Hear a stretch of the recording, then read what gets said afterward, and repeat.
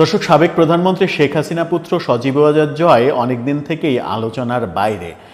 জয়কে নিয়ে তেমন কোনো আলোচনা নেই, আলোচনা হচ্ছে না। সজীব ওয়াজেদ জয়ও তেমন একটা কথাবার্তা বলছেন না, চুপচাপই আছেন। চেহারার বিধ্বস্ত অবস্থা নিয়ে মাঝে মাঝে দু একবার একটু আলোচনা হতে দেখা গেছে, দু একটা ছবি দিয়ে। এছাড়া জয়কে নিয়ে খুব একটা আলোচনা নেই। কিন্তু সম্প্রতি তিনি বাংলাদেশের বর্তমান অন্তর্বর্তীকালীন সরকারের উপদেষ্টাদের নিয়ে একটি পোস্ট করেছেন সামাজিক যোগাযোগ মাধ্যমে। সেই পোস্টে তিনি ভয়াবহ একটা চিত্র তুলে আনার চেষ্টা করেছেন। সেটি যদি সত্য হয় তাহলে সেটা বাংলাদেশের জন্য সৌভাগ্যের ব্যাপার নাকি দুর্ভাগ্যের ব্যাপার সেটা বোধহয় ভাবতেই হবে। তিনি তার পোস্টে যেটা উল্লেখ করেছেন তাতে বাংলাদেশের বর্তমান যে অন্তর্বর্তীকালীন সরকার, সেই সরকারের প্রধান উপদেষ্টা থেকে শুরু করে 17 জন বিদেশি নাগরিক, 17 জনের বিদেশি মানে বাইরের দেশের পাসপোর্ট রয়েছে, এই বিস্তারিত লিখে তিনি একটি পোস্ট করেছেন। সেই পোস্টটা নিয়ে আলোচনা করব এবং কাদেরকে তিনি বিদেশি নাগরিক বললেন, আদতেই তাদের বিদেশি পাসপোর্ট আছে কিনা, থাকলে বর্তমান অন্তর্বর্তীকালীন সরকারের এত প্রবাসীদের প্রতি আগ্রহ কেন, বিদেশি পাসপোর্টধারীদের প্রতি আগ্রহ কেন, সেই ব্যাপারটা নিয়ে আলোচনার চেষ্টা করব। থাকবেন পলিটিক্স টিভির নিয়মিত আয়োজনে।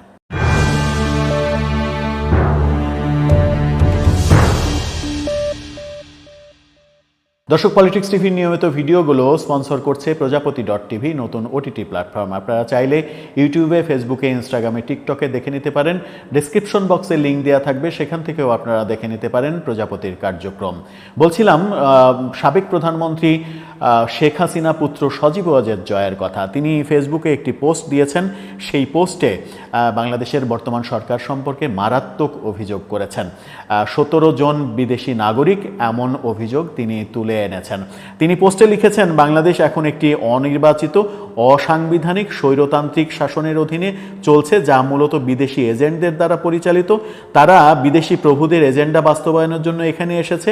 ইতিমধ্যে তারা আরাকান আর্মিকে আমাদের মাটিতে প্রবেশাধিকার দিয়েছে। এখন তারা আমাদের সশস্ত্র বাহিনীকে যুদ্ধের প্রস্তুতি নিতে বলছে। এভাবে তারা বাংলাদেশকে আরেকটি আফগানিস্তান বা ইউক্রেনে পরিণত করবে। স্ক্রিনশটটি আপনারা দেখে নিন, সজীব ওয়াজেদ জয়ের পোস্টের স্ক্রিনশট। তিনি এই দীর্ঘ পোস্টটা লিখেছেন। সেখানে তিনি বিদেশি নাগরিক হিসেবে যাদের নাম উল্লেখ করেছেন তাদের মধ্যে প্রধান উপদেষ্টা ডক্টর ইউনূসও রয়েছেন। তিনি 1 নম্বরেই তার নাম লিখেছেন। প্রধান উপদেষ্টা ডক্টর ইউনূস একজন মার্কিন নাগরিক। তিনি জার্মানি, ইতালি এবং ফ্রান্সেরও নাগরিক।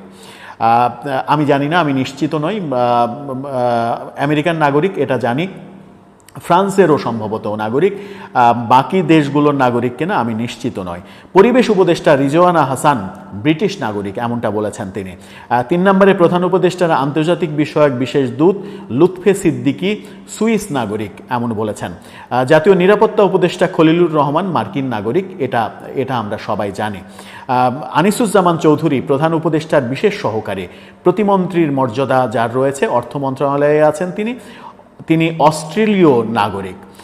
সুফিউর রহমান প্রধান উপদেষ্টার বিশেষ সহকারী, প্রতিমন্ত্রী মর্যাদায় রয়েছেন পররাষ্ট্র মন্ত্রণালয়ে, তিনি সুইস নাগরিক। শেখ মাইনুদ্দিন প্রধান উপদেষ্টার বিশেষ সহকারী, প্রতিমন্ত্রী সড়ক পরিবহন ও সেতু মন্ত্রণালয়ের, তিনি মার্কিন নাগরিক। ফয়েজ আহমেদ তায়েব প্রধান উপদেষ্টার বিশেষ সহকারী, প্রতিমন্ত্রী ডাক, টেলিযোগাযোগ ও তথ্য প্রযুক্তি মন্ত্রণালয়, তিনি ডাচ নাগরিক। আশিক চৌধুরী প্রতিমন্ত্রী পদমর্যাদায়, বিনিয়োগ উন্নয়ন বোর্ড, বিডার, তিনি ব্রিটিশ নাগরিক। তিনি সম্ভবত সিঙ্গাপুরেরও নাগরিক কিনা এরকম ডিবেটও রয়েছে। আলী রিয়াজ সাংবিধানিক সংস্কার কমিটির প্রধান, ঐক্যমত কমিশনের উপসভাপতি, তিনি মার্কিন নাগরিক। এটা আমরা সবাই জানি যে আলী রিয়াজ মার্কিন নাগরিক। বদিউল আলম মজুমদার নির্বাচন সংস্কার কমিশনের প্রধান, তিনি মার্কিন নাগরিক। এটা আমি ব্যক্তিগতভাবে জানি না যে মার্কিন নাগরিক কিনা বদিউল আলম মজুমদার। দ্বৈত নাগরিকত্ব তো বাংলাদেশের অনেকেরই রয়েছে। 13 নম্বরে মোস্তাক হোসেন খান, দুর্নীতি দমন কমিশন এসিসির সংস্কার কমিশনের সদস্য, তিনি ব্রিটিশ নাগরিক। 14 নম্বরে লামিয়া মোর্শেদ, সিনিয়র সচিব, ইউনূসের ঘনিষ্ঠ সহযোগী, এভাবেই লিখেছেন সজীব ওয়াজেদ জয়। পরিবারের সদস্যরা কানাডীয় নাগরিক, সেটাই লিখেছেন তিনি। এছাড়া মনির হায়দার, 15 নম্বরে মনির হায়দার, প্রধান উপদেষ্টার বিশেষ সহকারী, সিনিয়র সচিব পদমর্যাদায়, তিনি মার্কিন নাগরিক। সাংবাদিক মনির হায়দারের কথা বলছেন তিনি। 16 নম্বরে এম মুশফিকুল ফজল আনসারি, সিনিয়র সচিব মর্যাদায়, বাংলাদেশে মেক্সিকোতে রাষ্ট্রদূত হিসেবে রয়েছেন, যিনি মার্কিন নাগরিক। 17 নম্বরে সাজিব এম খায়রুল ইসলাম, প্রধান উপদেষ্টার ব্যক্তিগত সচিব, যুগ্ম সচিব পদমর্যাদা, তিনি মার্কিন নাগরিক। এমন তথ্য তিনি লিখেছেন। এই তথ্যগুলো আমার মনে হয় যে যাচাই বাছাই করে সত্য কি না সেটা দেখা উচিত। যদি সত্য হয় তাহলে একটা প্রশ্ন তো আসেই যে প্রফেসর ইউনূসের এই সরকারকে নিয়ে একটা সমালোচনা রয়েছে, বেশিরভাগই এনজিওর লোকজন, বেশিরভাগই চট্টগ্রামের লোকজন। এই কারণে অনেকে আবার ট্রল করে বলেন এনজিও গ্রাম সরকার, এনজিও আর চট্টগ্রামের গ্রাম মিলিয়ে এভাবে বলার চেষ্টা করেন।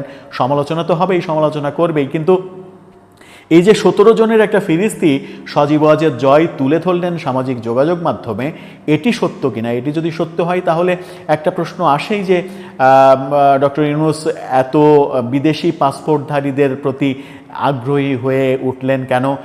বিশেষ করে কিছু কিছু ক্ষেত্রে তো বিতর্ক রয়েছেই, যেমন জাতীয় নিরাপত্তা উপদেষ্টা যাকে করা হয়েছে খলিলুর রহমান, তিনি একজন বিদেশি পাসপোর্টধারী মানুষকে বাংলাদেশের জাতীয় নিরাপত্তার দায়িত্ব দেয়া ঠিক হলো কি হলো না, এরকম পক্ষে বিপক্ষে নানা রকমের সমালোচনা রয়েছে।